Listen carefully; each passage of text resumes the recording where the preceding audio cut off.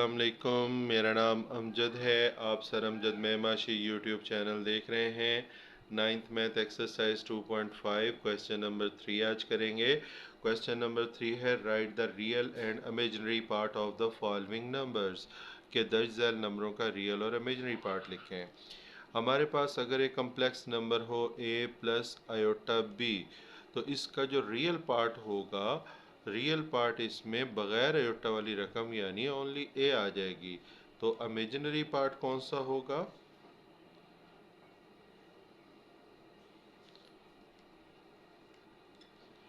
Imaginary part इसका होगा जिसमें आयोटा वाली रकम आएगी लेकिन आयोटा साथ नहीं आएगा यानी ओनली b।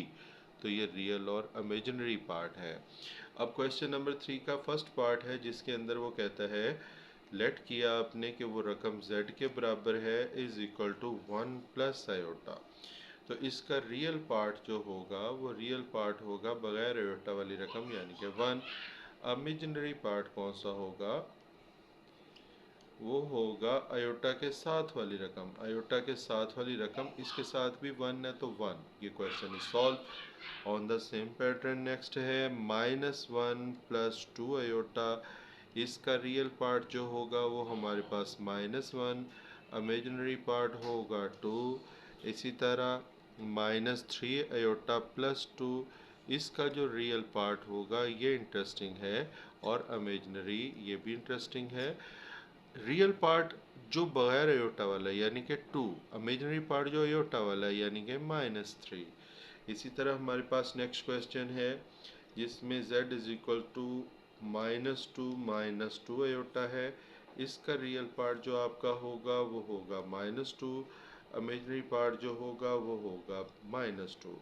इसी तरह एक रकम है -3 अयोटा। इसका रियल पार्ट अपनी तरफ से इधर 0 लगा देते हैं, वो 0 हो गया। इमेजिनरी पार्ट जो इसका होगा वो -3 होगा। The last one is 2 plus 0 iota. इसका भी जो रियल पार्ट होगा वो 2 है, इमेजिनरी पार्ट इसका 0 है। आई होप सो आपको ये समझ आ गया होगा। अब क्वेश्चन नंबर इसका 4 है, द लास्ट पार्ट है जिसके अंदर उन्होंने ये रकम दी है और कहा है फाइंड एक्स एंड वाई के एक्स और वाई की कीमत निकालो। सबसे पहले ये जो 1 है इसको भी उधर ले जाते हैं। x plus iota y is equal to 4 -3 iota -1, तो रियल पार्ट में से रियल निकल जाएगा। x plus iota y 3 -3 iota, तो real part is equal to real और imaginary part is equal to imaginary. तो रियल पार्ट में इधर बगैर अयोटा वाली रकम है x, इधर बगैर अयोटा वाली रकम है 3, तो ये x की कीमत आ गई डायरेक्ट। इसी तरह अयोटा के साथ वाली इधर रकम है y, इधर है -3, तो ये y की रकम आ गई। तो ये छोटा सा क्वेश्चन है लेकिन बहुत ज़्यादा शार्ट क्वेश्चन में पूछा जाता है।